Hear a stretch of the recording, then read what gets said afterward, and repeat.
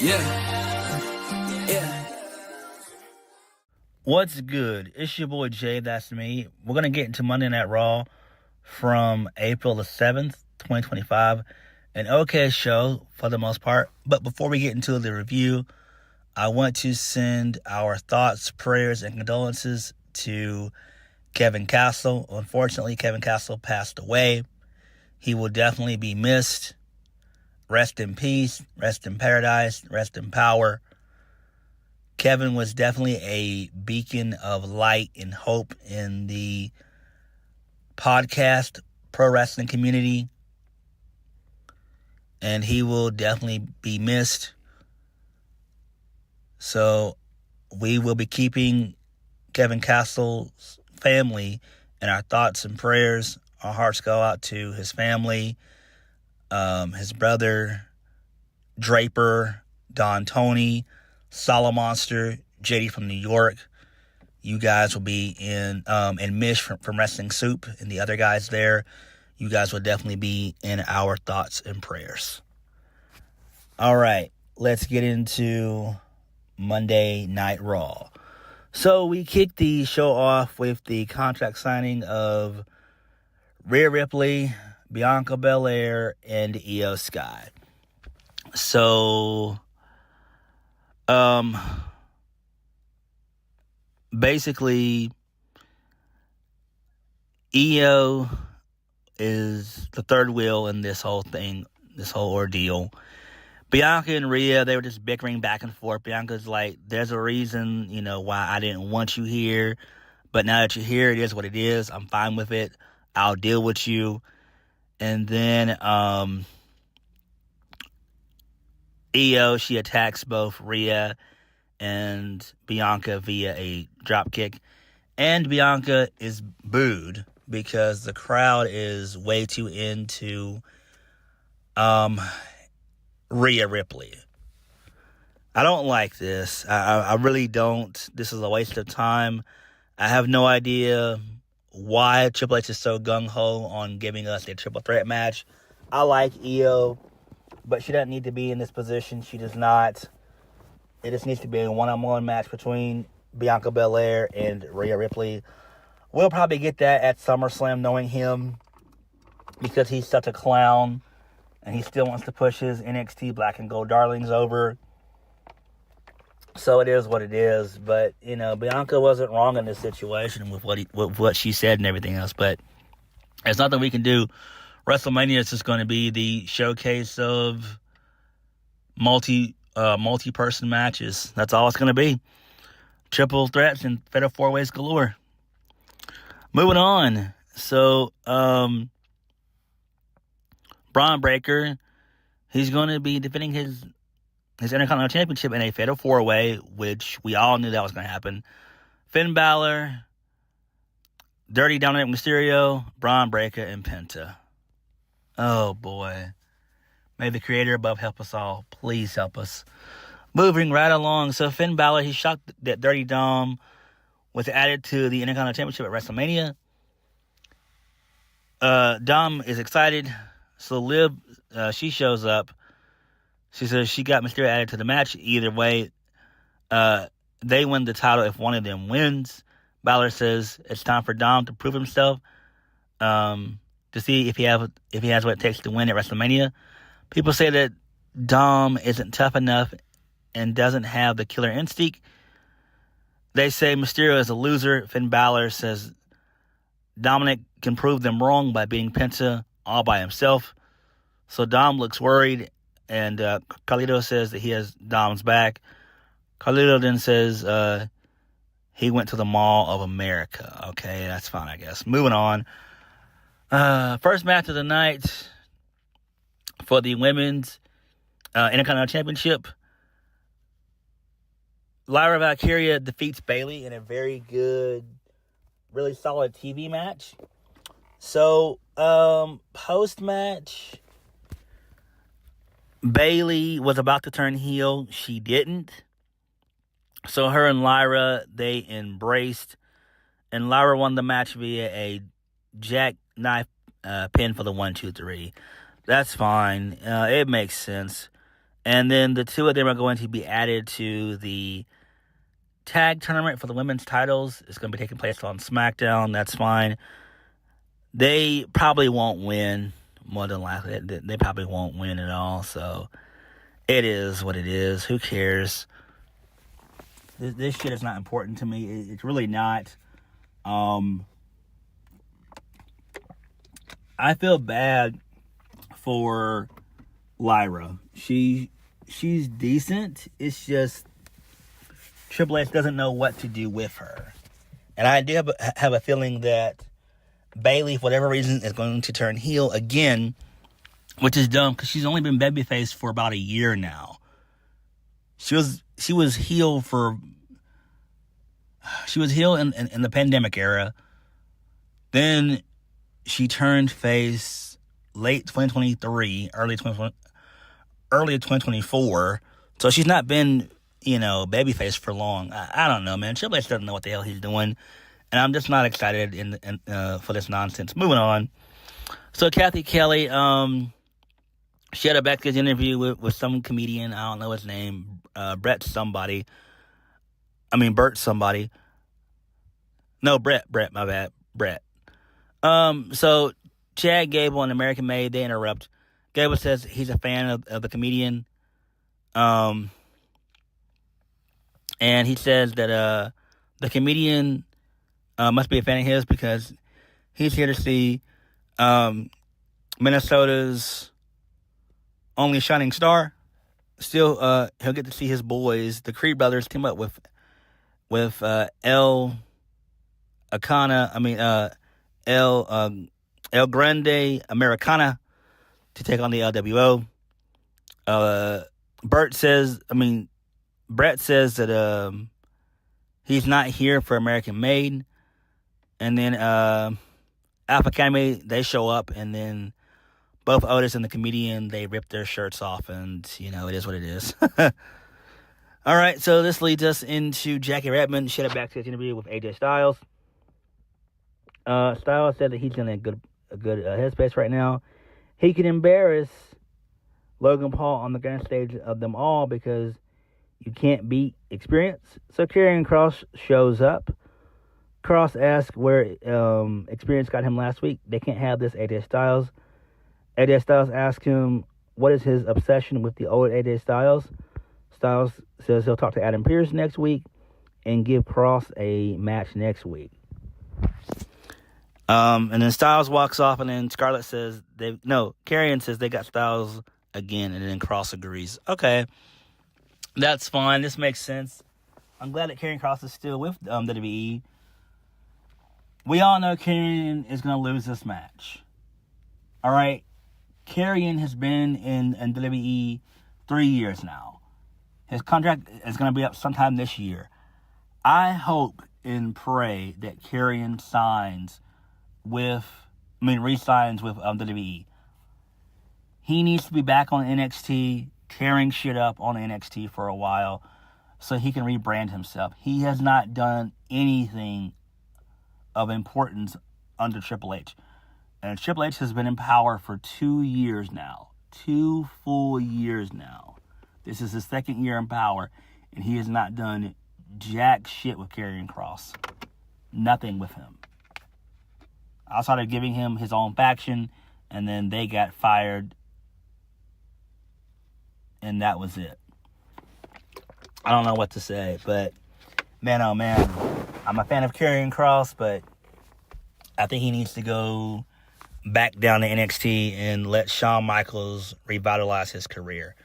Because his career right now, in my opinion, is on total life support. Moving on. So, American Made, Brutus and Julius and El Grande Americana, they defeat the LWO. El Grande Americana, he had a loaded mask. So basically, Ivy now slid a piece of metal into under his mask, and he beat Dragon Lee using the flying headbutt for the 1, 2, 3. This makes sense. So I'm loving this. Really good stuff. This is a really good 6-man tag. Joaquin Wilde and Cruz del Toro. Joaquin Wilde and Cruz del Toro are great luchadors. I mean, great guys. So, it's fine. Moving on. So, this leads us into Gunther.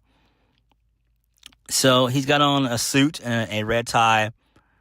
So, he's about to speak, but he can't because Jey Uso shows up. The crowd goes ballistic. And then Jay's all serious. So Uso is stoically, he's stoic, which is great. So he smacks the microphone out of Gunther's hand. So Jey is about to tear up. Gunther's laughing at him. So, Jey takes off his glasses, looks into Gunther's eyes. He stares deeply. Then Jey asks Gunther, do you have a mother? Gunther looks confused. Jey asks if Gunther talks to his mother. Gunther nodded and said he does. What do they talk about? Does he talk about his wife and kid, a grandchild? What does he eat? Regular family stuff. Jey says that he has a mother too. You want to know what he talked about? While having to explain to her why her eldest son was laid up in the hospital bed. Her eldest son got 15 stitches across his forehead. She asked him, why didn't you protect him, Joshua? Jey says he never lies to his mother. He told her that he was afraid of Gunther. Gunther had the drop on him and was 3 steps ahead of him. It wasn't enough. Gunther got his family involved. Gunther knows how he feels about his family, especially Jimmy. Jey said that he violated his brother, Paul's, and left him in a bloody pulp. Jimmy's blood was all over Gunther's body. Jimmy's blood is on Jey's hands, too. Jey never felt more hopeless, helpless, and pissed off, and damn near scared. Gunther made the world stop by violating his twin in front of him. It made Jey's heart stop. Crazy thing is that in his darkest moment and time in front of the world, a light bulb went off. Jey realized he's not afraid of Gunther anymore. Jey says that before WrestleMania, Gunther can hug and kiss his family. Before WrestleMania, Jey will lay his head down and say a prayer. He'll pray for Gunther, but more so for himself. He'll ask the Lord to forgive him for the man he's about to become. At WrestleMania, he'll get Gunther for himself, Jimmy, his whole family, and Jey will take the World Heavyweight Championship, and that was it. This is a really good promo. I love this. This was great. Jey gave us a serious side of him, like I always knew he had. This was like how Jey was when he was in the Bloodline. This is how main event Jey Uso was, where he gave us these really good, awesome, on the edge of our seat promos, and this is what we got, and I love it. I'm actually excited for this, and we'll have to see how next week goes, because next week is the final Monday Night Raw before Mania, so next week is the go-home show for Raw. So we'll have to wait and see how things, come into play. But this was some really good stuff here. I thoroughly enjoyed this. So this got me invested in Jey versus Gunther for Mania. Moving on. So this leads us into Maxine Dupree and Natalya. They're backstage talking to Adam Pearce. Adam Pearce tells them to jump into the deep end. So Ray walks in, and he wants to face the idiot who mocks everything he stands for. Ray wants to expose him for the fraud that El Grande Americana really is. Ray wants to pick the place, WrestleMania, and Adam Pearce makes the match official. Great shit. Good stuff. That should be fun. Chad Gable, El Grande Americana should be fun. That should be cool. Moving on. So, the New Day they get themselves disqualified while taking on Eric and Ivar. So it is what it is. Who cares about this? They're probably going to do the rematch at Mania. I don't care about this at all. Poor New Day. They did one of the best heel angles this year, and nothing has come of it at all. Nothing has come of it at all. Just a fucking waste of time. Oh, boy. So, I mean, it is what it is. It's not that serious. It doesn't matter. Moving right along. So, Penta defeats Dirty Dominic Mysterio. Post-match, Braun Breaker shows up. He spears the shit out of Carlito and out of Penta. Braun Breaker is like the fucking Hulk on steroids. I'm like, damn. This dude is awesome. I love me some Braun Breaker. I wish that Triple H pushed him a lot more, but you know how it is. He's not black and gold. He's not black and gold. And then Finn Balor, he attacked Braun Breaker, took him off for a brief moment, celebrated with the championship, and then he was able to get out of Dodge because Braun was about to spear the shit out of him. So, you know, it is what it is. So, yeah. The closing segment of the show. So, Paul Heyman, he shows up at the end of the show. He said that he's always going to be loyal to both his tribal chief, Roman Reigns, and his best friend in the world, CM Punk. He's going to be loyal to both of them. So, Seth Rollins comes out, and Seth Rollins basically says that Paul Heyman should not trust neither Roman nor CM Punk after what they did to him. He shouldn't trust Roman because of the bloodline stuff, how Roman left him high and dry, and how Roman treated him, and how Roman used him. Seth Rollins says that he knows that Roman doesn't care about Paul Heyman at all, and he just uses him. He says that Roman left Paul Heyman to be massacred in front of his own children, Jacob and Azazel. And Azazel. They had to watch their father be put through a table because Roman Reigns didn't care about him. Then he talked about CM Punk, about how he showed up at War Games and everything else. He said that Punk doesn't love anyone but himself. He mentioned how Punk walked out of WWE 10 years ago, and how he knows that Punk didn't take him with him. So then Seth Rollins says this leaves him in a vulnerable position. He said he wants to let him, Roman, and Punk battle it out at WrestleMania for the soul of this industry. So, Seth Rollins knows that he won't betray his best friend or his tribal chief. He said there's only one way to remove Paul Heyman from the situation, and that is stomp his head into the ground, one quick stomp, and it's all over. No one's here to save him. So then Paul Heyman tells Seth Rollins, don't touch him. And so Seth continues to, poke fun at him. He slaps his face slightly. He shows him briefly. And then, then CM Punk shows up. He comes down. He brawls with Rollins. Rollins stomps CM Punk.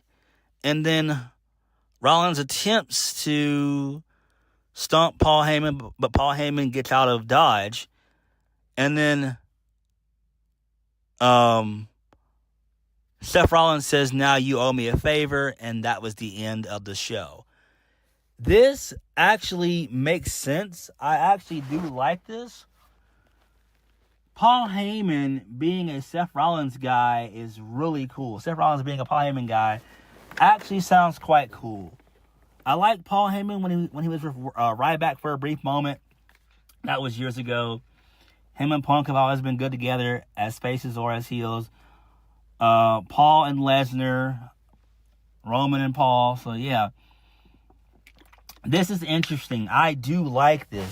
This is something that I can get with, because Seth Rollins does his best work when he is a heel. When he's a dastardly wicked heel, that's when he does his most devious shit. He was great when he was in the Authority. He was great as the Monday Night Raw Messiah back in the pandemic. But when he's a babyface, he's just boring and bland as shit. But I do like this. It's interesting to see where they go with this. We still have SmackDown, and then we have the go-home show for Raw and SmackDown, and then that's it. But I am excited to see what comes of this. I really, truly am. And I'm down for this. So Monday Night Raw, for the most part, was okay. I did like the Seth Rollins, Paul Heyman stuff. That was pretty good. That's intriguing. I like the Jey Uso Gunther stuff. That was solid. You know, seeing a serious side of Jey Uso once in a while was good. The matches were okay. You know, Lyra and Bayley, they cooked, so they got busy in the kitchen. Braun Breaker being on the show, dominating, that was great. But everything else on the show was, okay. But what did you guys think of Monday Night Raw? Like, comment, subscribe. Peace.